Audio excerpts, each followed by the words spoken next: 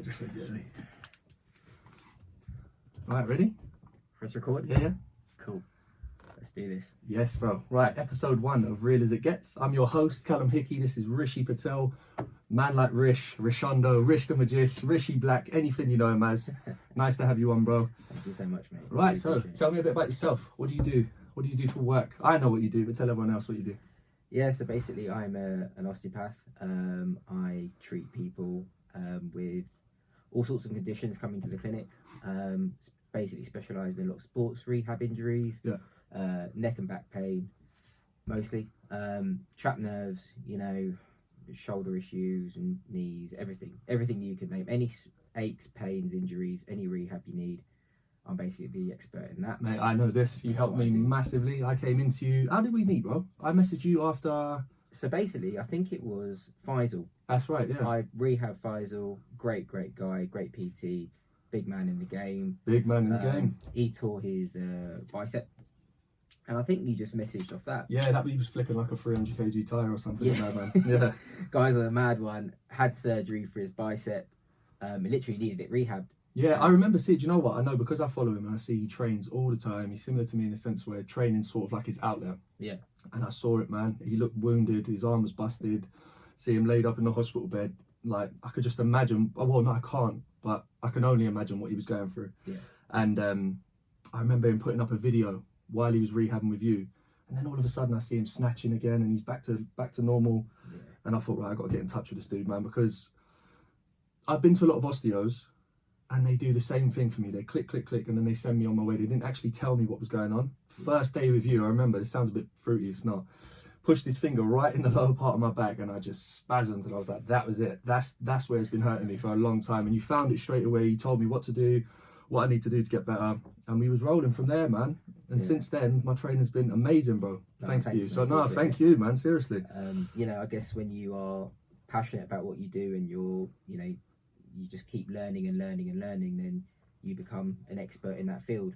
Yeah. And, you know, although I'm still growing and learning, you know, I see so many patients a week and I can then figure out quite easily from what even you tell me without even me pressing what I feel the issue is. So it's very easy for me to then go, right. I love that though. I love how you can stay so humble. I've seen some of the people you treat and you're big in the game, man. You are definitely, I'll give it to you. You are the best in the game by far. And you're still like, yeah, I'm just constantly learning. And that's how you should be. That's how I feel as a PT myself. Oh, I'll never ever completed it, mate. That'll never be me. No. Always growing. No, exactly. I feel like there's always room to grow. You know, we have so many people in this day and age that just think they're it. You know, and that's what annoys me a lot. Is on people Instagram think they're God's gift and they have no idea. No. There is unbelievable scope for anyone to achieve. Even if you're at the top of your game, you can still grow more and more. Yeah, absolutely, you know what I mean? Absolutely. Yeah, just keep humble, keep it real. Just keep working hard. Get your head down. You know, you're gonna have struggles, you're gonna have haters, you're gonna have all this. But at the end of the day, I'm just focusing on me, my business, my line of work. Love that. I'm just smashing it. I feel like every patient that comes and sees me, I want to help you. You've come to me. Yeah. You could have seen anyone else in the world, or London, for example. But you come and see me, and I want to do my best to help you. I feel like, you know, that's the least I can do. Sorry. Just trying to help you as much as I can. If you are not already following this, man, follow Medical Home Visits.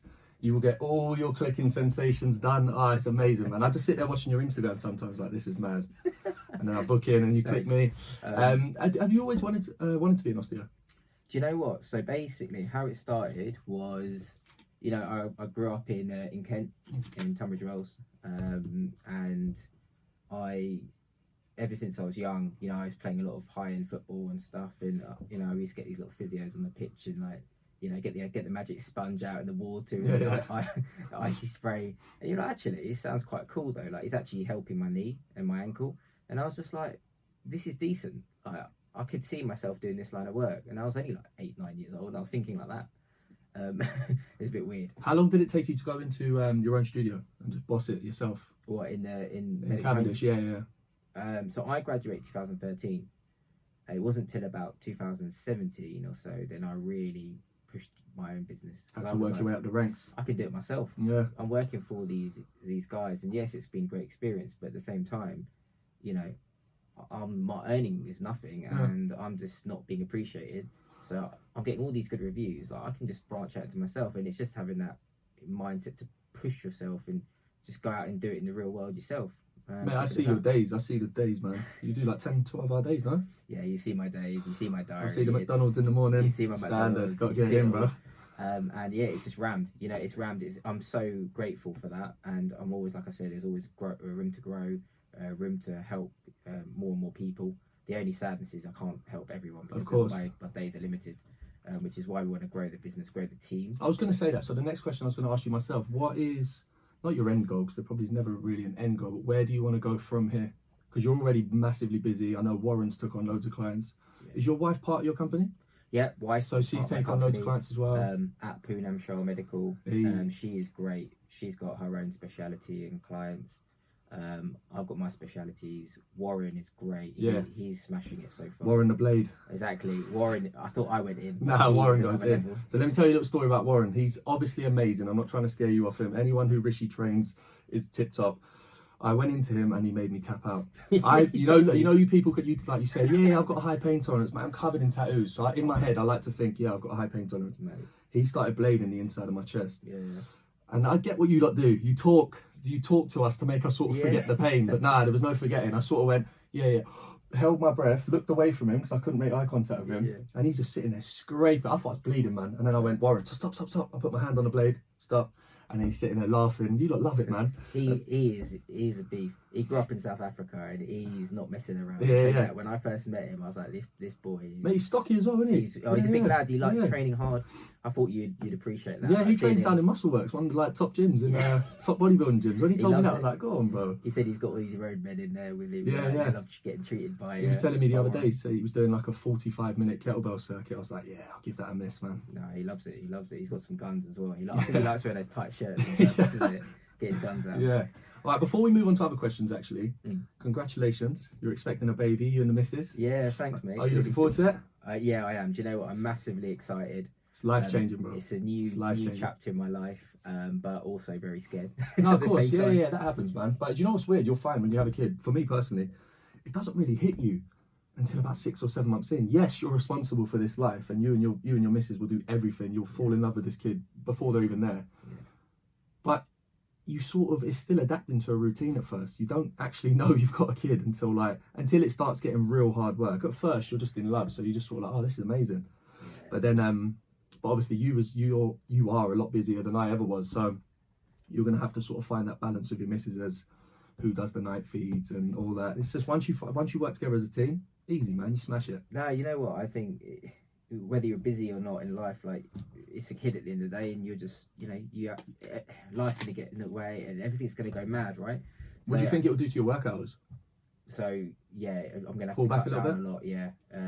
Yes, I'll try and be do as much as I can. Just make Warren do 7 days a week. Yeah. Well, 15-hour days. He's like, don't worry, Rish. Like, I got you, man. I was like, yeah, mate. You take my day. He says that until he's got 10 hours sleep a week. And he's all like that with his own kid. Exactly. No, but trying to grow the business and get more and more practitioners in that. At the end of the day, I just want people in the same mindset, work ethic as me, good personality, good people. No fakers, no, nothing. And you see the type. Mate, that's one thing about your street. Like, it's genuine, man. Like, you're there to look after us. Like, you're not there to take our money, rob us blind, sort of thing. You are there to look after us, man. And that's it. It's like, if I can't help you, I'll tell you. Yeah. If I can't help you, I'll tell you. Yeah. If I tell you need 5 sessions, or you just need 1 session. No, and I like that about you. You were like, straight off, you could have said to me, where it was so good the first session, you could have said, mate, you need 100 sessions. And I'd be like, okay. Yeah. But you was like, just come in when you can, and mate, and it's proved. Like, I took up ollie lifting, which I was petrified to do for so long because one wrong tweak from my back and I'd be out the game. It got to the point where I would push past it in a session and think I'm the man, like, yeah, I'll be all right, it will heal itself. And then I'll pick up a remote at home and boom, my back would go. And then I'd be out the game for 3 or 4 days. Since seeing you, I've not had one sort of bad, it got so bad, Rish. I was waking up in the morning, mate, I'm 28. And I don't look it because these grades and the stress of life. But I would sit at the end of my bed and I'd be like my back and that just weren't ready for the day. I shouldn't be feeling like that at 28. No. And the previous osteos I've had should have said, mate, this is what's wrong. You need to sort it out. But obviously they didn't. Well, that's where we're on the right track. Glad they didn't, because now I'm with you, innit? Yeah, that's where we're on the right track. We just get people who've seen loads of other people and they've just not got better, and then they come to us, they're like, oh, wow, this is unbelievable. Like, is it even real? Like, why am I feeling like this? It's like, well, we got down to the root cause, and I was just real with you. If you do what I say and do the exercises and the rehab, you'll just get better. Yeah, of course. Do you know what I mean? You got a favourite client? Do I? Wait, answer that right, bro. Professionally, no. What? Personally, there's a few. Me, yeah? Right. I got told to ask you that one, but you know who? Snake. And one more thing I was going to ask you before we move on to the questions. Sure. What was I going to say? Could you see yourself doing anything else? No, absolutely not. Like I said, since I was younger, you know, I've always wanted to try and get into this line of work. I geared up to, you know, get my A levels and everything, go to university to do this. This is what I felt from the start that I'd be really good at, and it shows. So far it's going okay. So it's good. But no, I always wanted to do this type of work. I was thinking as well, like medical related, you know, it might be consulting or sort of, you know, a hospital or something. But I looked at the natural side of actually fixing people properly. You know, when I was younger, I thought, you know, you might need every injury you have, you might need an operation or an injection. That was what I thought, until it like opened my eyes of like osteos and physios that were like fixing people naturally, and I was just like, this is unbelievable. Like, if you had to, osteo wasn't a choice, what would you work as? Or no, nothing. Like, you can choose between anything. It could be movie star, anything you want. What would you be if you wasn't an osteo? Oh, good question. There's so many things, and my wife will tell you. Like, I was always like, before, I was like, oh, I'd love to do this instead. A rapper, innit? I could tell by your playlist at home, Temper T and all that. Like, you know, I know, gigs, Unknown T, gigs. You'd be a drill artist. Nah, you know what? I've actually always admired like pilots. Sick. And I've always been like, oh, I wish like I could be a pilot. Like, that would just be cool. I don't know. It's just one of those things. I love travel. I've always been like, you know how most people they're like, amazed with planes and looking at like the airport. They're like, whoa, you know. Do you reckon you get the same buzz though when you're like, if you had to drive your own plane rather than being driven? I think you would fly your own plane. I think it's like, do you know that also that respect you get as a pilot? Like, I don't know, people just look at you. Like, you walk through the airport and everyone's like, "Oh, it's the pilot." Yeah, it's the pilot. And he's responsible for our life. Yeah, it's like, walks through like. I don't know if it's a bit like an ego thing there, but pilots know they're the boss. Yeah, of course. They're like, everyone's like, "Oh, it's the pilot." Like, you're getting from A to B because of me. Yeah, if I throw a tantrum, you ain't going nowhere. Yeah, exactly. Proper. Yeah, like, diva. It's mad, but yeah, no, I think like pilots, it's just a pretty cool thing, and you know, the perks of the job, and just it's interesting. Like, it's pretty cool to learn. Well, that's good. Right, before we move on, let me explain how this is going to go. So each episode I'm going to have... So followers have sent me in questions. They can be random as fuck. I don't know what they say. I get my best mate to go into my Instagram and he picks out all the questions for me. So I don't know what's being said. Rishi don't know what's being said. We're going to go one for one. He picks, I read it. We have to answer it. You want to go first? Go on, mate. I'm pretty nervous for this. Yeah, so am I, to be fair. And I answer everything on my question time. Okay, yeah, I know you do. Right. First one. Do you think social media has had an effect on the mental wellness of society? More specifically, do you feel the generations coming up now have less morals and values due to this? That's a good one, man. That's deep, isn't it? What a good question. That is deep. Yeah, definitely. Like, I think like social media is just on a madness. Yeah. And it's a bit weird for me to say that because I'm always on it for my business. Mate, how bad is it though? Do you get that thing on your phone that tells you you've been on your phone 6 hours? It's bad, isn't it? Yeah, so bad. I do. I feel like social media, and I even get patients coming in and it's like, you know, I've had people tell me like I've literally switched off my Instagram for the time being because it's had an effect on me. They were like, oh, you know, I've been feeling really, really down recently because I've seen all these other people, these influencers, as you call them. Yeah. And yeah, you know, they've been living a high life, and there's me sitting here, and a lot of people have been feeling down, both female and male. Yeah, it is bad. I do feel like that comes down to, like, because I've got mates that do the same thing. They come off Instagram completely, and they'll say, yeah, I've come off it for a little while. And I do feel like that boils down to, I don't want to say insecurities, but their own sort of issues. You shouldn't be...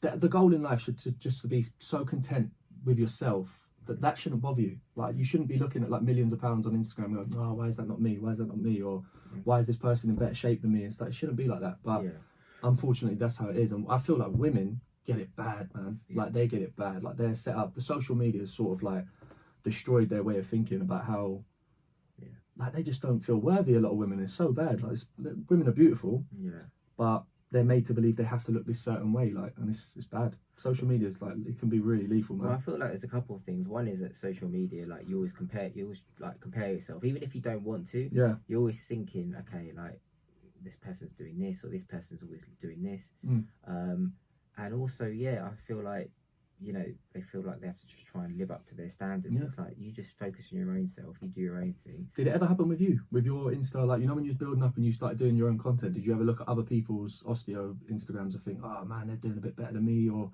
I need to? 100%. I'll be real and just say, look, you know, there's times when you just think, oh, like these people, I'd love to try and like get to their level or do this, and there's times when you think, gosh, am I actually doing well? You know? Yeah.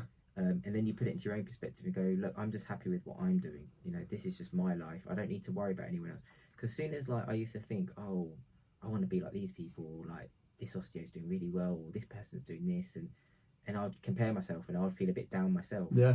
But then now my mindset's obviously a lot different as it's grown and things, and I just focus on what I do.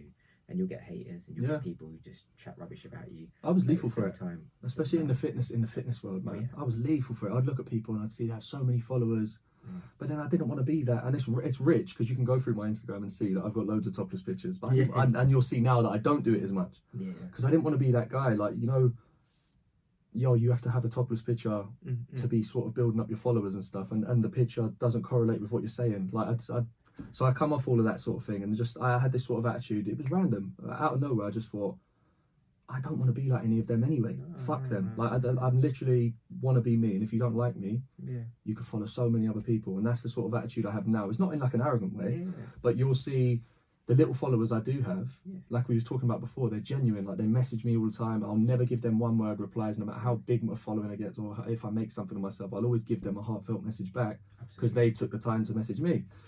And I just keep going like that, man. Like you say, be yourself. And I was going to say one thing to people, don't even worry about followers. Like, it's just nothing. It means nothing. People come to me and they're like, oh, you're famous. Oh, you got 15,000 followers. I'm like, mate, like, I don't really give a damn. Like, honestly, when push comes to shove, Instagram's not real. It does not matter. If that shuts down, you need to see who you are as a person. Exactly. If Instagram shuts down tomorrow, then what? Exactly. And all them other socials, like, who are you without Instagram? That's what you should be asking yourself. 100%. And, you know, I'm just like, look, in the day, it's just a tool that I educate people. I you know, have a bit of fun on there. You see my stuff, you know, a bit stupid. Cool, mate. I love it though, because it's not as, mate, if you was to go on other osteos, it'd be boring. It'd just be about work, whereas you have fun with it. Look, you're playing Unknown T while doing a foam roller still. That had me dying. I was pissing myself. McDonald's, show you McDonald's. Pizza, exactly. So he does a question time. Was it every Friday? What should I do? Yeah, the takeaways. He goes between two takeaways. Pizza and kebab. Do you not get bored of pizza and kebab? Oh, mate, so much more out there, bro. Every day. Honestly, obviously I'm Indian, right? So curry for me is 100% love it. Every day I can eat that, but you know, we've got to have a mix. I get ripped because I'm white. If I ever go to a curry place, they're like, "Oh, do you not have anything hot?" I'm like, no. Look, my skin. I don't tan. I don't eat spice. I go sort of. I live in Harrow, and I go in there, and they see brown brother coming through. And they're like, like we're getting the hottest for this. Straight on the Vindaloo. Bang, have that, bro. Have that. But I was going to say a few things on this social media stuff. You know, I do feel this person said about less morals and values, and definitely I feel like people are always trying to get, you know, I get people regular coming to me with millions of followers or whatever, and some people DMing me going, oh, like, love to collab with you. And really all that means is I'd love to get free treatment off you. Or I'd love to get free treatment, or they want to sponge off your followers. I've noticed that as well. Not with me, because my followers ain't that high, but I knew people before who had high followings, and I didn't understand it at first. And I said, why don't you just do the join up with them, be nice? And they're like, no, they're trying to get on my Insta so that they can build their own following. So I kind of understand that. It's like, I've worked for this, why should you just get like a free pass? Well, but it's like people regularly message me going, oh, like, I'd love to collab this, and all it means is can I have a free treatment for some stories, and that I just don't believe in that. You know, everyone that comes in now, like, let's pay, you know, of course, and I don't have time to mess around, and you know, you got business to run. These people think that because they've got so many followers, they can just have it all on a plate. Nah. It doesn't work like that. And you know what? I've had this conversation with you, but also with Warren. I love the fact that, yes, you lot treat famous people, or what's considered famous this day and age, but you never change how you are with them. I don't like that, man. It doesn't matter who comes in. You should never kiss ass or nothing like that. And I do respect that massively. I don't want to name too many names or anything like this. So I have to be a little bit professional. But Come on, drop it, man. Drop it. Let's start beef, man. Let's do it. This is my podcast. No filter. There's a few osteos and people on the gram who just want to treat celebs. You snakes. Yeah, they Snakes. just want to treat celebs. And they forget about the common people. They forget about the little people. I hate that. They forget about just normal. I actually have so much satisfaction just treating a normal person who comes to me, pays out of their hard-earned money, sort of thing. Yeah, they're going to graft a 50-hour-week job and they're paying you their money. I love that. These are normal people, and they just want to get better. And I really appreciate that. And I'm just like, look, I will sort you out. Don't worry, I will help you 100%. Yeah. Yeah. But there's so many people out there that will just be known as the celeb, Yeah. or the VIP guy, or woman. Yeah. So yeah, it'll be like, yeah, you know, I'm this, and they'll portray like a fakeness on Instagram. And that's what really kind of annoys me. Yeah. But that's where the morals and values come in. You know, you just lose all that because Instagram's just this kind of tainted place, and you just think like, you know, what are you actually doing with yourself? You're just trying to get freebies. You're trying to be this person you're not. And yeah, so many people have, you know, mental health issues as a result of all this sort of stuff. Yeah, so, it's bad, isn't it? It's not good. It's not good. But yeah, I was just going to say, as you mentioned, we treat a lot of, I would say, massive, you know, in this line day and age, massive people that you know, I could tell you a name and you'd be like, wow, yeah, like massive, like biggest artist in the world, or whatever it is, for example. But name drop, bro. Do it. Mate, This is my podcast. Oh, fair enough. Yeah. I was gonna say that's why I'd be shit. I'd be like, you know what, I trained yesterday. A lawsuit on my hands. Yeah, I'd be getting sued every week. I'm like, yeah. oh, you know, I don't know what they can sue me for. Like, getting the picture, you know, getting the slide picture while he's training. But no, I think you know, at the same time, it's just being real. Like, whoever comes in the door and they are, or I'll probably go to their house and visit them when they're in London. But you know, you treat them all the same. They come to you with a specific problem and pain. Everyone's got pain. Of course. Everyone's got the same spine. Isn't it? And money don't take it away. You can rub your 50s and that. It's not going to happen, is it? If you've got all this money in the world but you're still in pain, then what are you going to do? You know, you still need treatment. You still need to look after your health. Health is wealth, right? So you need to look after that too in that respect. So you can after. I like that. Good question. Right, done with that one. Kobe, bang. Right, my turn. Let's go. That one. What is the most unprofessional thing you've seen someone do? That's an open-ended question because of what we're talking about in life or in work. Because if we're talking about in life, me and my dad were walking in Vegas Strip before. Some woman took a shit in the middle of the street, stared at us, normal, waved as if like we walked past, and we was like, nah, we're in the wrong place, man. Oh my god. It depends how unprofessional we're talking. In my field, PT, I think it's so bad when a PT, unless you're looking at your phone to see what's next, quick glimpse, like, right, we got deadlifts next, or blah, blah, blah, blah, blah. I've seen PTs before on their phone. You can see they're just checking Insta while their client's doing, it doesn't matter if their client's doing a Metcon or you know that they're busy for the next 10 minutes, your eyes should still be on them. They're paying you that money. So I've seen people checking their Insta while in the middle of a workout. This person's paid you between 60 or 100 quid an hour. You owe them your eyes for the hour. Simple as that. So checking your phone in my field is a no-go massively. What else? That's a big, like, don't know how else to answer that.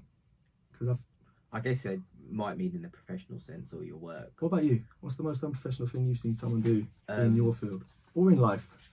Do you know what? It's so difficult. Like, that needs just like prepping. I think I've seen a lot. I've seen people who, oh my god, you know, I don't know. They just go out on a mad one with their clients. I mean, that is like, in an osteo world, that's just like you can't do. Oh, what, they go out and get on like on it? There you go. Yeah, like on the Charlie and everything. Yeah, everything. And that's like they're actually documenting it on like social media. Oh, really? Yeah, and I can't. I don't like understand. You're trying to hide it. I can't understand. But in terms of unprofessional, really, it's just, you know, really just not being good at their job. Yeah. Just being rubbish. Not being able to do a proper technique. Just not taking a good case history. I've seen people that have literally manipulated an 80-year-old with you know had a stroke in the past. Done the clip. Done a hard click on the neck, and these are things where you would not touch them with a barge pole, you know. And you think these are osteos and physios who they've got good degrees in the UK. You know, they should be qualified and properly trained, and you think, See, I'd see that's a bit different in my field. Like, I could go out with clients, however, I'd still reinforce that, like, yeah, we're out, but in the other 6 days or whatever, you better be keeping healthy, or you understand it's going to restrict our sessions if you keep going out and keep getting on one and stuff like that. And it's not saying that, it's saying that, you know, there's also got to be a little bit of a practitioner, patient, a little bit of a boundary in our line of work, because it's so heavily scrutinised and scoped that, you know, you could just say something slightly different and it could... What about lateness? That's a bad one, isn't it? Lateness is a bit of an issue, yeah. I mean... Not for your client, they're still paying you regardless. It's still annoying if your client showed up late, Tess. But if you was to... If, like, let's say, for instance, he wouldn't because he's a G, but if Warren showed up 20 minutes late to a client, that's just a bad look, isn't it? Oh, yeah. 100%. Same way as like, I'm not just putting the heat on him. If I showed up late to a client once, I'd be so like, I'm so sorry. If that happened again, I'd expect him to go, you're taking the piss, I'm going to go for another PT. No, I've actually had people come to me because they've seen others and they've said, like, they text me like, sorry mate, I'm going to be like 20 minutes late for their session, and they're like, what? Like, I forget it, like, forget you. No, I think that's like ultimate sin. Like, imagine that, like, you're coming for a session and then like, oh, like, where's Rishi? Sorry mate, like, come in drips and drabs, like, got my McDonald's breakfast, like, walking in like ketchup around my face, like, oh, sorry mate, like, and then, like, I don't know, you've been on a mad one the night before or something, and forget that. No, do you know what? Just on that note, I don't know how people go out the night before work. Maybe I'm just a proper little bitch, but I can't do it. I'm like a fairy the next day on a hangover. Well, I don't. Stay in bed. I can't do nothing. I can't do it with work. So yeah, can you imagine? Imagine 3-4 clients in. You get that annoying. Everyone's got an annoying client. You get that one. You're just like, no, I ain't got time for this. Just in my line of work, you can't because it's still in the alcohol system next day, so you'll never be able to. But I was going to ask with you. So I've seen people like go to the gym and stuff, and then in the past, you know, you get like the gym group and that sort of stuff. And you've got the PTs in there, and they're a bit half-assed. Always, you know, in them sort of commercial gyms, man. That, like, I'm not taking that away from you. You'll probably get like the diamond in the rough that comes out and becomes an amazing PT. Yeah. But them sort of places, I like Gym Box because they're massive on their education. Same way as Third Space, stuff like that. They really look after their PTs. But in like the gym group and stuff like that, they don't really. They're just like, come in, pay us our rent. We don't give a fuck what you do, and that's why them sort of PTs are half-assed. They're sort of like, I'm getting. What's the reason? Like, is it just? I don't know. I don't know if they're just weird, isn't it? Yeah, I see it as where they're such a commercial gym. Maybe they're just getting their money elsewhere. They don't really care about the PTs, but the ones that really do look after their PTs' education, amazing. You get some great PTs coming out of there. But it reminded me, like, about probably, don't know, a couple months ago when we first went back to, you know, everyone with the gyms were opening, and we were like, oh sweet, let's go back. And then you saw PT there, and this guy in the gym group where I was going before, and this client was like, you know, doing a deadlift, and obviously it was completely wrong. He was literally just having a chat on his phone, to his missus, and was like, yeah, love, like, you know, what time's dinner gonna be? And I was like, literally, like, you know, like some of those things where you think, is he for real? Like, mate, it's even worse when they're watching it though, and they're watching it and they're seeing bad form, and they're like, yeah, but he good. didn't care. Oh mate, terrible. He was literally just looking at it, like, it was one of those things where you just think, what an idiot. No, honestly, I just felt like going, I thought, well, I can't be asked. That drives me mad. You know Megan, my client. Yeah. I send her videos all the time of PTs. I'm like, look at this. If you ever see me congratulate you on that sort of form, leave me. The great thing about you, mate, is that you're just real and you love what you do. So when you love what you do, you're so passionate and interested. Like, you don't care about I don't. Your eyes are literally switched on that. I don't care about. This is the thing. I never want to be compared to another PT because I don't want to be like them. Exactly. At all. I could learn from them. I'm not taking that away from them. You could learn from. I could learn from my client as much as I could learn from a PT. But I always want my own style. I never want to be like anyone else out there. Yeah, and that, man. I tell you what, like, you're doing so good at the moment. Like, you know, I think later on the podcast I'll ask you a few questions. Please fire away, mate. But I just think you're doing a wicked job, because what I love is that you're just being real. And this whole podcast series and stuff, I just think it's amazing. Thank you, man. That means you're setting up something that's so unique, and I know that loads of people will just love to listen. They'll be like, "Yes, as real as it gets, podcast. Good. Like, I'm going to tune in." You know, like a tube in the morning. Or That's the goal. The car. You know how much that would mean to me if I just like was on my way to work, whatever, and I got a reshare, and someone I don't know miles away was listening to it, mate. That's what will happen, what it's about, because it's just real talk, and you know, at the end of the day, that's what people want to listen to. Like we said in that Instagram and social media, so there's so much fakeness and just crap on there. Oh, it's lethal. That you think, it's so nice to see someone that's just real and humble, and you know, you grew up in. I always tell other clients. Growing up in the hood. Grew up in the hood. Yeah, He grew up in the hood, guys. And, I did it. Well, Harrow's not that bad. It is. What is it? It's W9? horrible. It's shocking. W2? W9. A bit of both. W9. Mixed boundaries. Yeah, no, like it's just good though, because you grew up and you just know what it's like. You know, the hustle, everything.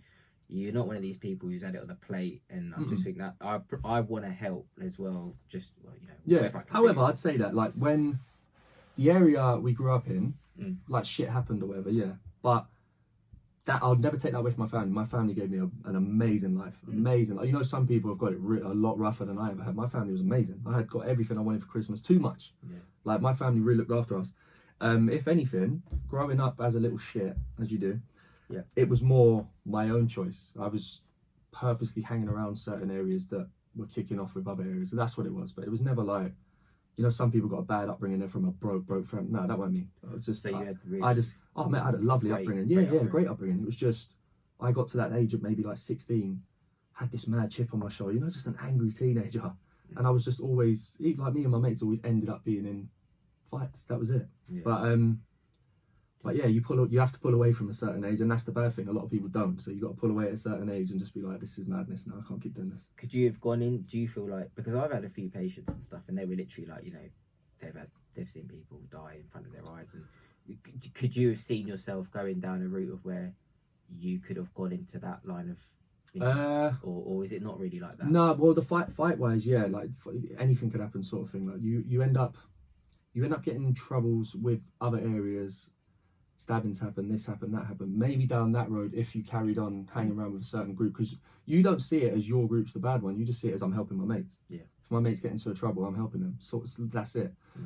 But I never went down the sort of thieving route or whatever. A lot of I was from an area that was heavily white before it wasn't heavily white. And what I mean by that is when my sort of age took over, you'll see all my mates are mixed race, black guys, Moroccan guys, Iraq. Like we took over that sort of age.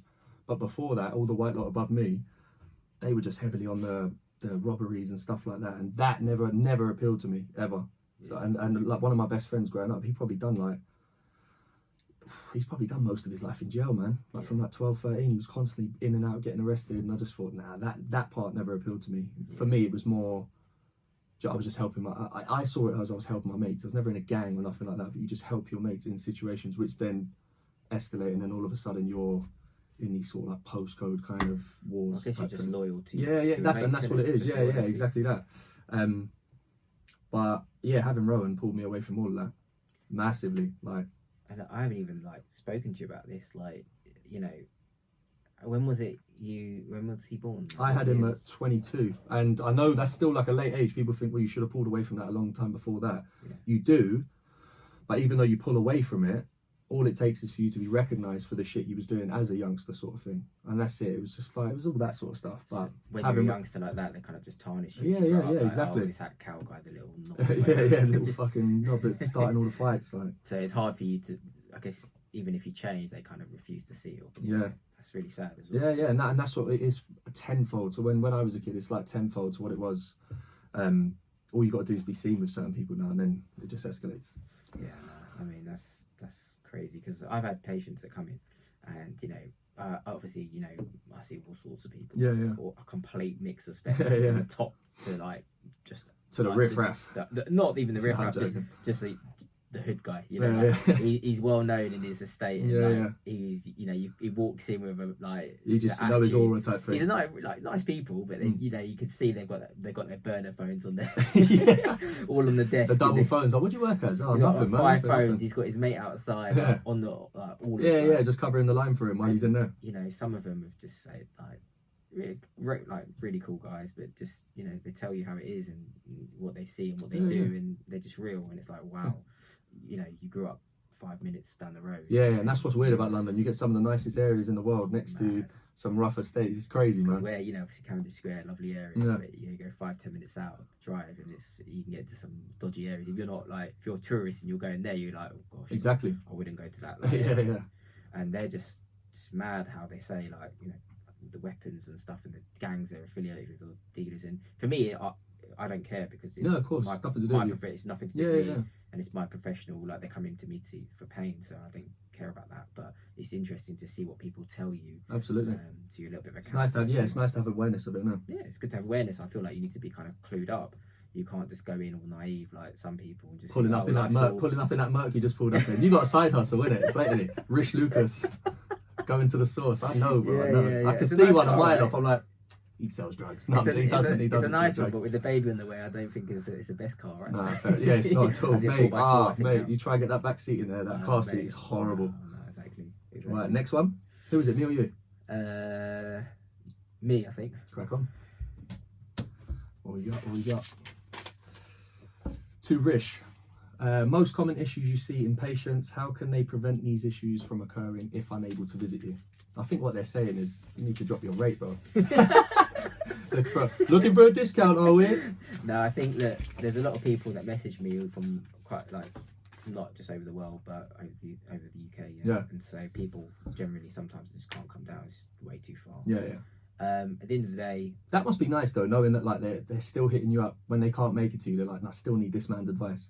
Honestly, that there's must so be many wicked, people, and I think COVID's it hit a little bit of a span in the works with that. Obviously, they would travel if it wasn't for the COVID. Yeah. They're just a bit hesitant to come to central London. That's the fear's gripped everyone, isn't it? Yeah, it's a fear. It's a fear. At the end of the day, me and you, we just do what we do, right? Like we don't give a damn. No, I'm immune. We just smash it. I've just got it. Even though I know I'm not, in my head I'm like, nah, I'm immune to this. There's no way it's getting me. Well, my life. You'll probably hear in a week. Cal Hickey dies of COVID.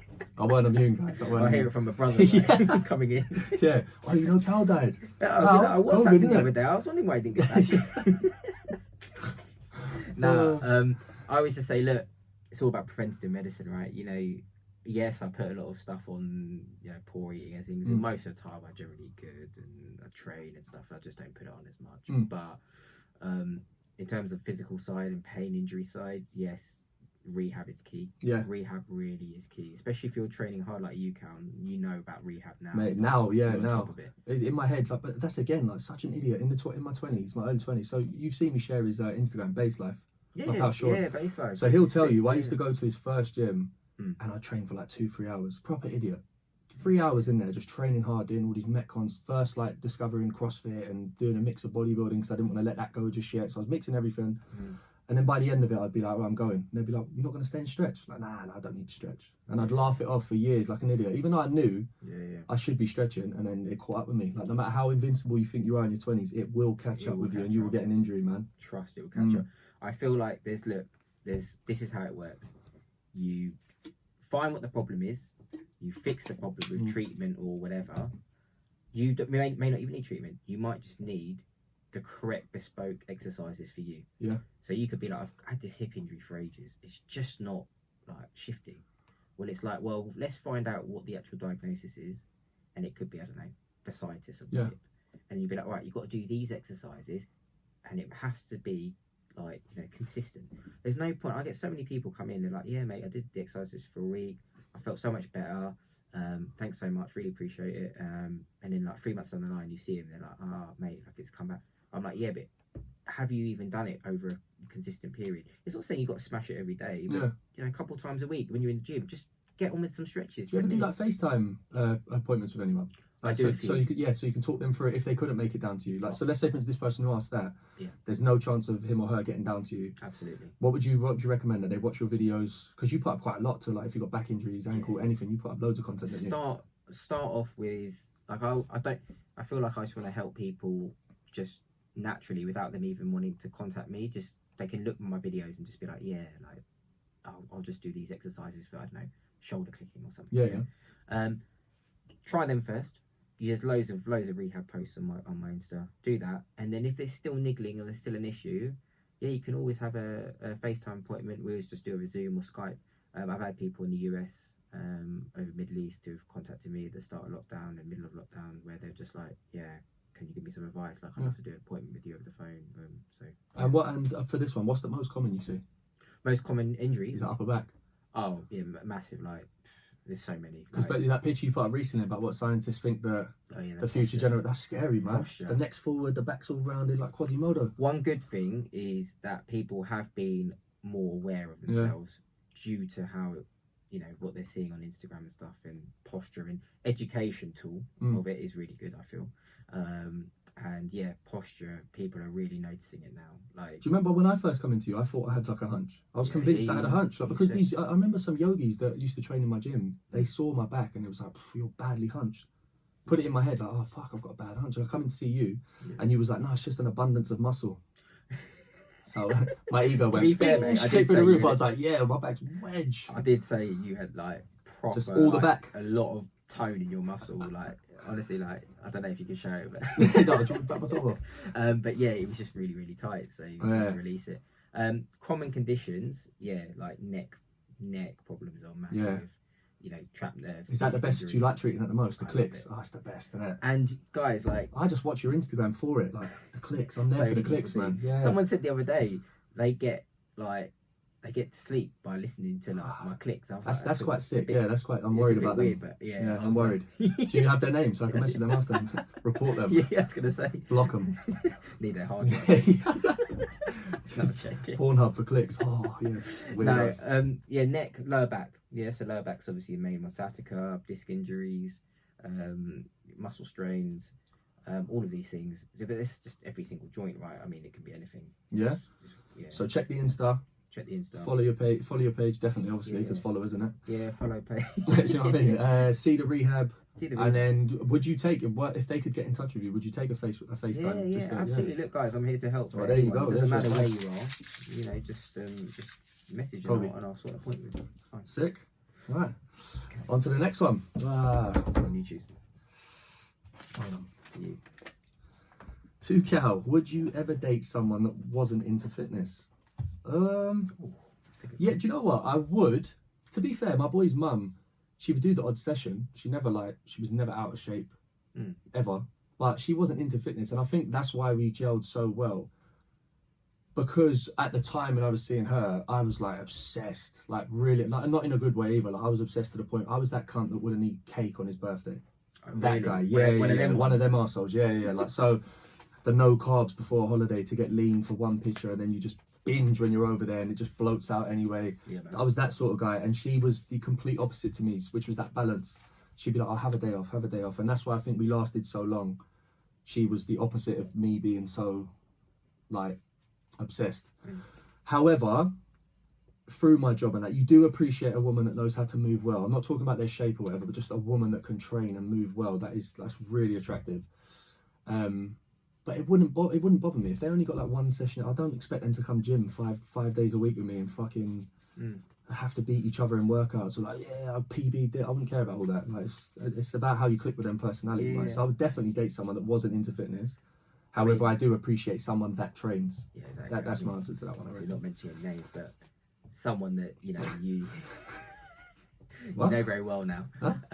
You know, for example, like I just feel like you'd get on so much better. Like you have that common relationship, right, with that person. It's like with my wife, and you know, she's in my line of work, so we just understand each other so much better. Whereas I feel like it's not a problem if you're with someone else, but they may not necessarily get your work ethic or your hours that you're putting in. Exactly. Like, as a PT yourself, like you guys are on a mad one. Honestly. Yeah, but it's also nice to dial down a bit as well. Yeah, you know, it's almost nice to pull away from training. And I think what's good is if you can find someone that likes to train and has similar interest to you, but was also not. What would be ideal for me would be finding someone who can train like you train, and they're happy to do like training with you, but then can also say, let's just have a day off, let's go and eat some shit as well. Oh, absolutely. Do you know what I mean? 100%. Not so like, oh, I can't really eat that because no. I think I couldn't. Like, I'm not putting the sport down at all, but I don't think I could ever be with like a bodybuilding woman or something like that. You know, someone that's really like, I have to hit my macros. There's no way I'm having a cheat day for a month and stuff like that. And that word, I've even said that, and I shouldn't say that. There's no such thing as a cheat day. Yeah. You just fucking eat food and don't call it a cheat. Then you'll feel all mad guilty when you have a nice meal. But I don't think I could be with someone to that extent. Yeah, I was going to say someone who's too regimented in. Like, no, I don't think. Yeah, it just works well, I guess. But it's preference. That bodybuilder woman might look at me and go, I don't want to be with a grey-haired cunt anyway. So it's each to their own. Do you know what I mean? So it's not like I'm not putting them down. With someone that's like in the bodybuilding game. Right? Exactly. Yeah. They would want someone that's like, no, hit your meals, babe. Like, hit your meals, and then we'll both be on stage together, depleted, and can't speak to each other. No, that's not for me. But I was just going to ask you, like, how does it work in terms of, obviously, I don't know, anyone that's seeing, well, it's a bit weird, but I've seen Cal with his top off a few times. And you ripped, man. You are ripped. And I'm like, Mate, you just don't seem like one of those guys. You know, like you get these people on social media, and they're just always got their top off, like really flexing their guns, and they're like, and I'm looking at you, Cal, like obviously you train well hard. Like I see you're you're a beast. You are a beast. Cheers, bro. But keep it coming, bro. Keep it coming. I'm not good at taking compliments, but you do it so well. But you know what I mean? Like one of these normal guys who's just into training hard. Obviously, you are a dark horse because you eat very well. I'm sure. No, I do. Get that yeah. The pictures people see when I'm putting up the croissants and all the sugary shit, that's a fraction. I know what to eat. But I haven't tracked my macros or nothing like that in ages because I do find it mind numbing. But I have said on my stories before, tracking is king. Yeah. If you want to shed them pounds or you want to put them pounds on because you want to get bigger or whatever, you have to know what's going in your body, in and out your body, calorie wise and stuff, and that's the job done. But it's also in my head, that's what made me kind of very obsessive. So mine was like a roller coaster, man. And I got big and then I got lean, and then it's finding that sort of balance where, yes, I know I'm not, like when I sit there, I joke around and say I'm a bit fluffy at the moment because I've been leaner. However, I know that I'm in great shape. Yeah. But I also have that balance where I can go and get the pastries any day of the week with like whoever I'm seeing, no names, and and like not stress about it, sort of thing. But yeah, just I kind of doing it so long, I know exactly what my body kind of needs. I still roughly eat between 4 and 7 meals a day, depending on how big they are, snack wise and stuff like that. I know roughly what I'm eating, but I still tend to go over and under. What's generally like? I don't know if you'd be able to answer your general calorie intake. I was just being interested. Do you know what? Someone asked me the other day. I think I'm roughly on about 3 to 3.5 a day. Okay, cool. Easily, because like even my breakfast alone, sometimes like 12 eggs. Is it? Not 12 whole eggs, but I'll have like 12 eggs, three yellows, a whole avocado, 2 bananas, peanut butter on each one, like stuff like that. And then because I'm trained, you just got to know. That's the thing. People need to get that through their head. If you're putting in shifts, training hard, you're keeping active throughout the day, you're walking everywhere and stuff like that. You need to get out of your head that one little bad treat, or not even bad, that one treat you're going to have during the day is not going to fuck you up. You're not going to be a whale the next day because you've treated yourself. If that was the case, if you had one good meal, you'd be shredded the next day. It just doesn't work like that. You just have to find that balance. Yeah, because obviously you're so like knowledgeable in the field and stuff. I feel like you could just. I feel like so many people they just don't know what to do. Yeah. So they'll just. I've had people come into me and be like, "I've had one boiled egg today." No, and this is what I'm saying. This is what I'm saying. Wait, one boiled egg like for breakfast, and then what you eating now? Then like lunch? They're like, "No, nothing. No, I'm just on water." Yeah. Like, what? I've got clients. They won't listen. They'll be like, "Yeah, I'm just gonna have this little meal here," and I'm like, "Yeah, but we're doing an hour session of heavy lifting. Go and eat some food." It's just not like safe. I'll go mad and go and eat some food. Like you have to.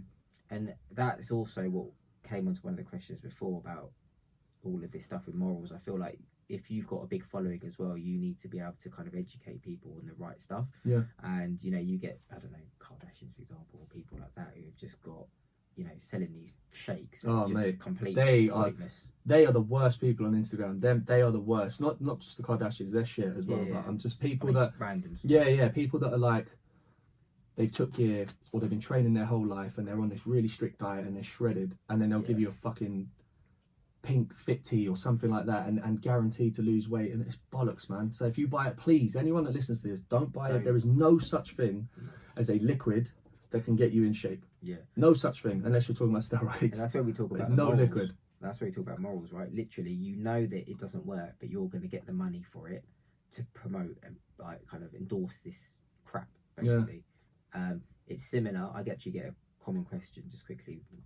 No, go for it. I want to add something to it as well. Anyway, about posture correctors. I mean, I get that equivalent of in my field. Yeah. And all it is just a thing. Just to, it's like a little bra.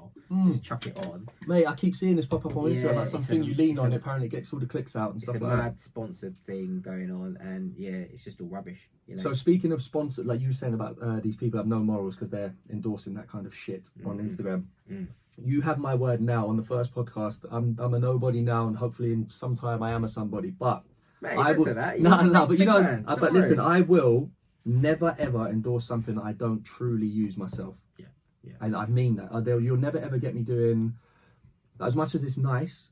If USN wanted to sponsor me for whey protein, I don't use it anymore. I used it when I was a kid, so I wouldn't say thanks for my sponsors or whatever. Yeah.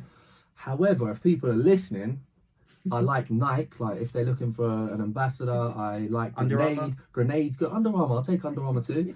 Grenade's good. Nocco, I know there's a few people that know a few people. I'm just saying, Faisal, yeah. So I use these products. So if they ever wanted to hit me up, well, who knows? But that's a great thing, you know. You and a few others that I know. Yes, okay, it's not like a massive following, but we talked about following not being no, it's important. not at all. Just what be matters is the quality. And yeah, the value of your content. Yeah, exactly that. And that's what. And I find that in my last job, I pulled away from that a little bit.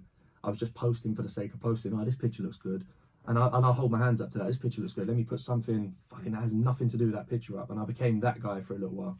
And then I think it was James Smith actually. I listened to one of his podcasts, and he was like, at first when he started out, he weren't getting a lot of likes, he weren't getting a lot of this, but he just stayed religious with the content, just put it up constantly, and that's what I aim to do now. You've just got to be consistent. Yeah. I've seen you the last 6 months, but you've absolutely smashed it. Yeah, I've tried to. If anything, I swear, I've grown a lot out of COVID.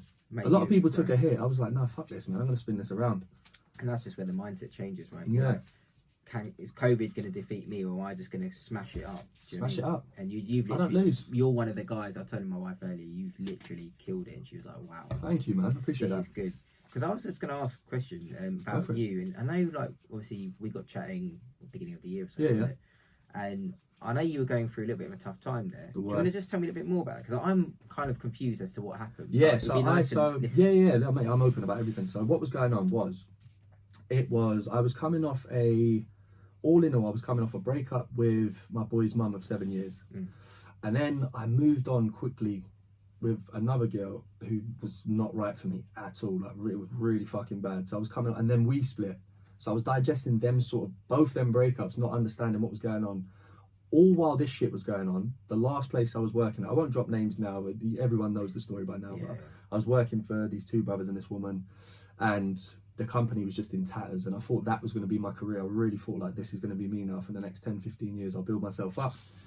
That started to fall apart because the partnership between the owners split. So that means trainers left and the business plummeted, and then me and my pal Mike stayed, and we tried to make it work. So I had that added stress of trying to make this place work, even though everyone's like, it's gonna fail, gonna fail sort of thing.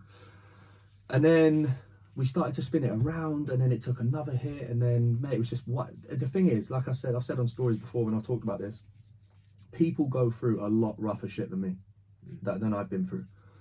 But I didn't know how to deal with it all, because I think I've said this to you before actually. That background I come from, if I had a problem or I felt some sort of way, it'd be just a fight. Someone's annoyed you just fight. But then I'm dealing with all these emotions that I'm not just going to lash out on people sort of thing. I'm coming off 2 breakups, business partners, people I used to work for. I can't lash out. Like, you got to grow up sort of thing and be like, you can't just fucking do that. So I'm dealing with these internal emotions, thinking, what the fuck is this? Like this, and I became double anxious. Like every day was sort of like a crippling, I don't know how to explain it, because I couldn't put my finger on what it was. It made it worse. You know, like if I knew, right, I'm just dealing with this one breakup, I can focus my energy on, right, that's what's causing me, let's keep myself busy. But it wasn't. It was this. And each day was just sort of like trying to put on a brave face and not be so anxious sort of thing. Mate, I had to go therapy for it. It's fucked. Yeah, I had to go therapy for it for a little while. So I was thinking, I was speaking to the dude, Neil, shout out Neil. If you need therapy, go to therapy. Trust me, it helps. I think therapy's for everyone as well. 100%. Million percent. Always benefit from therapy. Yeah. And mate, he helped me get 6 sessions with him. And I'm not just saying it, I'm still only 28, I'm still learning, I'm still growing. But them 6 sessions, I came out of there feeling like wise as fuck. Like, fuck, is that how I was? Is that how I let myself be for a little while? And yeah, man. And that's why when I put these posts up about mental health and stuff, I mean it. It doesn't matter what follower I've got or whatever. If they are ever having a day down in the dumps or whatever, they can message me, because I get it. Like, I wouldn't say I was depressed. I wasn't depressed, but anxious, like really fucking crippling anxious for a long time. And a good friend of mine, Paul, one of my best mates, he goes for it. And when it first started happening, I was venting out to him. He was telling me similar feelings. So I was like, shit, this is what I've got. Like, I need to get this sorted sort of thing before it does cripple me. And yeah, mate, like since then, life has spun around big time. Massively. When I saw you at the beginning, I saw someone that, it's a bit weird to say, but someone that wasn't themselves. Yeah. I mean, like, I could see you. Mate, I felt numb. And then someone different inside. So I was like, this doesn't match up. You know when you get that energy from someone, they're coming into the clinic, you're like, he's a cool guy, but there's something not quite right. Mate, do you know what? It felt like something was in the back of my head all the time. Yes, that's what it felt like. Always, like I would be with you, but I wouldn't be with you. That's it. And I still, don't get me wrong, I still get them days. I had one the other night. Don't know what it was. For the life of me, I didn't know what it was. But now I know how to manage it in a sense where you just go, it was a day. Yes. I'll take that one bad day for 6 great ones all day long. Everyone has it. Yeah, and exactly. whoever doesn't, they're lying. Oh, they're talking shit. We yeah, all have the most positive people in the world still get them. They're just better at hiding them. They're just better. Whereas I'm just a lot more open about mine. But mine was more like not more. It was anxious, but like I said, because I couldn't put my finger on it. Yeah, that's what was killing me. But then now, like in the past, let's just say, mate, through COVID, funny enough, like everyone, it would have got everyone else. So they would have been down. But I'd just come up, man. Like I'd left that job completely. Took a leap, started working for myself with the help of clients and friends. They had my back big time. Like my mate Charlie helped me set up with Zoom. I'm shit with tech, like proper terrible, and he helped me with all that. Invested his time in with me. So yeah, I started working for myself. Training started to get good again. You helped me with that. My training started getting good because I was injury free. I'm on great terms with my boy's mum, so I don't have to worry about that anymore. Like me and her, just like literally mates. And then obviously I met someone. Yeah. Like everything's just it's all coming together sort of thing, and it makes me laugh because I look back and think, fuck, I was like that. I let myself get like that. But I always believe, but you learn from it. It's just that positive energy you put out. Do you know what I mean? Like if your mindset and you're just consistently trying to help you develop yourself, you'll get things coming to you later. Do you know what I mean? You just got to keep working at it. Of course, working that positive energy is going to be so massive. Have you ever had them days? Oh, massive. Yeah. Honestly. How do you deal with it, bro? Is this guy like, oh, you're so this on Insta, and yes, don't get me wrong, like 99% of the time I'm just a normal guy, just as a joke and a laugh, and you know, you'll see all the people that see me in clinic, like this is what I am. Oh mate, yeah, it's all banter, yeah. I just, you know, chat a lot of rubbish as well. You're good, no, you're good at that though as well, because it is quite, if you, I don't get, like, I know what I was coming in for, but someone who don't, it's quite a scary experience, and every single person that's left you has gone, he made me feel so comfortable, and you're good at that, man. Like, because of the banter, and you make them feel like you've known them anyway for ages. Well, mate, the thing is I feel like, one is that, yes, you were right earlier, you don't want to be some robot. Yeah. You want to be real, so people can relate to you. Like, even like you were saying about like just putting gigs on the other day. Yeah. So I had a few people messaging me like, banger. Yeah, hey, exactly. I didn't know these like you type of people could listen. Hold on, is that being Indian or Austrian? They're like, no, sorry, mate, osteo. Yeah, you should have proper scared him and be like, nah, this is fucked up. You're racist. Scare him.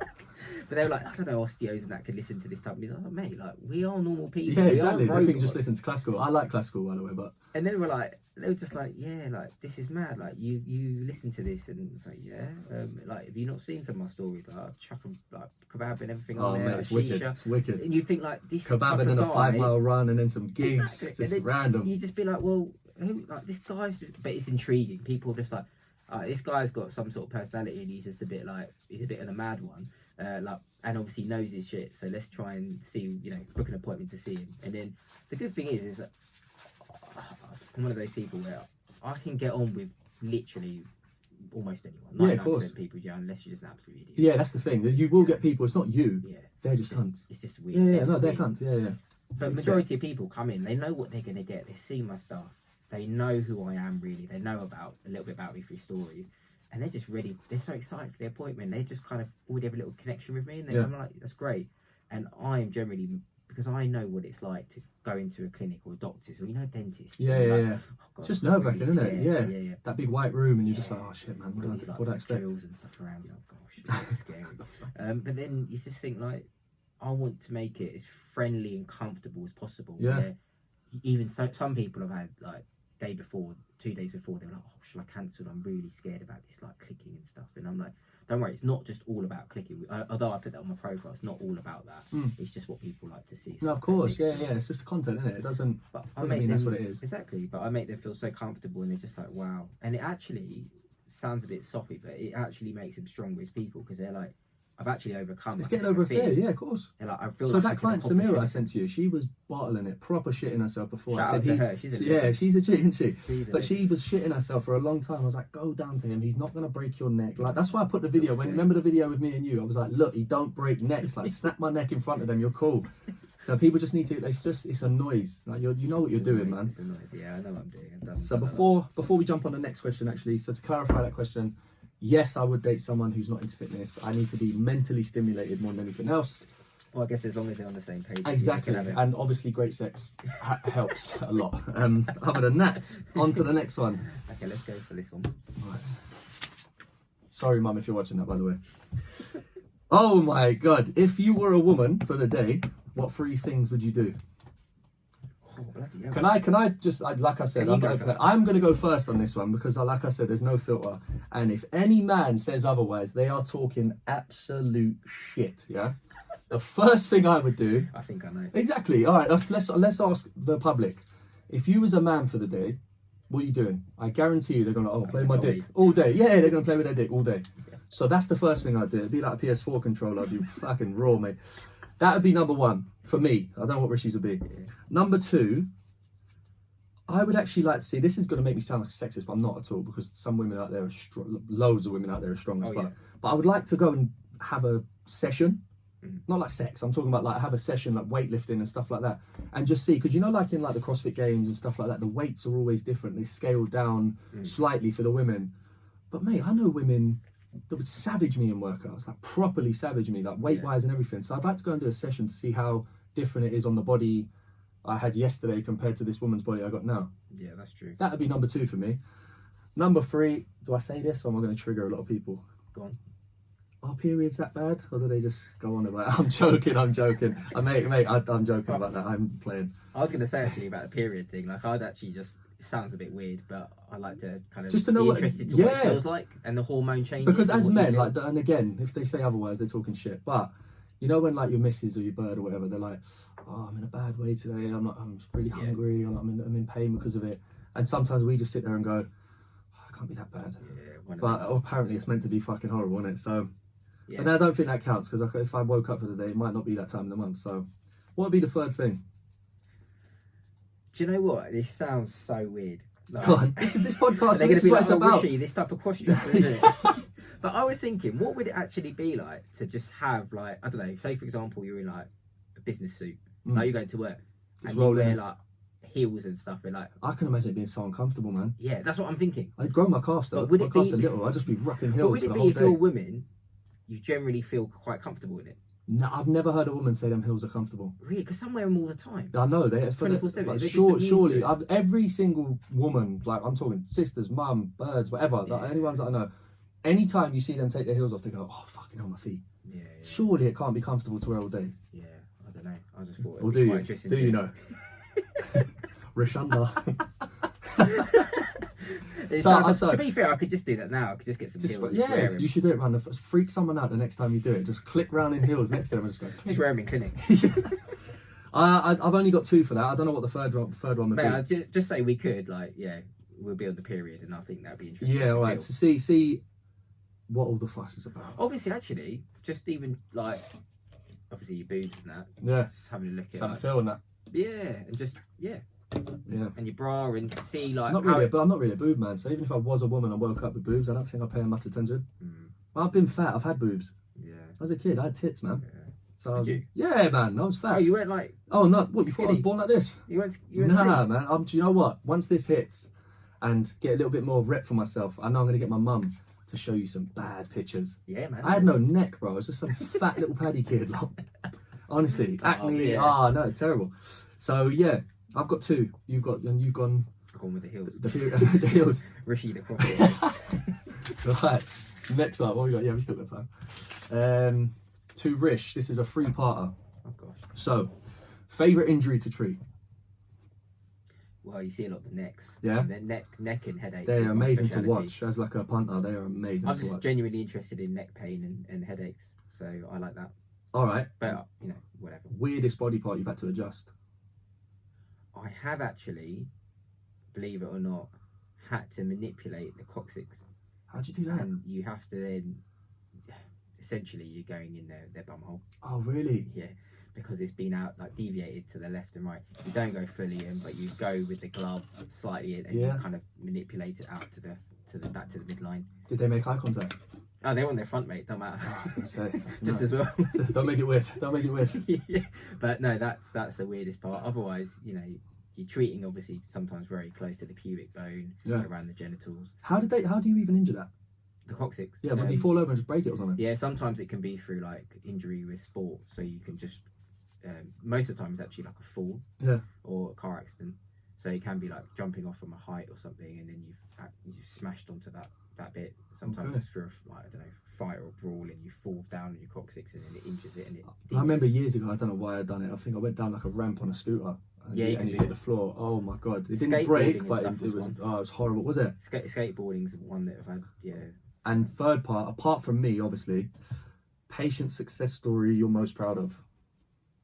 Oh, there's just, without being sort of cocky, there's loads. There's just loads there's loads of stories where you're just so happy, and you can't even put it into words. Like, I've had people who've had pain for like 20 plus years, and they've come to see me after like 2 sessions, and they're literally pain free, and they're just, you can see like the difference, not just obviously physically for them, like how they feel, but just when they come in and just their change of their, do you know what? It's about the emotions. I can imagine, you can imagine that seeing them lifted up, they're just like a new person, when right? They come in, they were so unhappy. Obviously, they've had it for years. Yeah. You know, this just like behind the eyes, there's nothing. They're just so like they're just numb because they're just in pain every day. Yeah, exactly. To now, when you just see them, they're so happy. They got like energy. You're like, wow, this is, and that's why I'm so happy and grateful for what I do. It's like amazing. But these are people who've had loads of injuries, chronic headaches every day to like nothing, literally, and they're just a new person. Like, so would you say, apart from that, would you say everyone should come in for MOTs anyway? I'd say there's always stuff, like you said, there's always stuff we can do to help ourselves feel better, preventative, right? So we could be smashing out the gym 24/7, but how much of it's quality? Mate, that's going to affect you mentally anyway. If your body's busted and you're not getting it sorted, like you say, you see nothing behind the eyes, they're suffering with that all day. Yeah. So I might as well get it sorted. But you know what? The MOTs are great because it's just keeping people on top of things and nice and loose, but also it's the education part. So that's what I really like to do. And you'll hear me like banging on about stuff in the clinic, and it'll just be like, you know, make sure you do this, and you know, I'll send you all the exercise, But it's educate them on what the actual issue is, what they need to do to fix it, and how do we get long-term results. That's the most important thing, which is what we do, is try and get long-term results. That's what it's about, mate. And they need to understand, really, they need to see someone and be like, this is what's wrong with me, this is what I need to do to keep on top of it.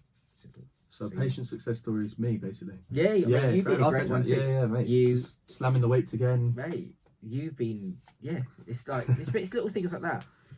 One important thing to remember is, when people come in, it's very rarely, well, obviously it is pain side. Yeah.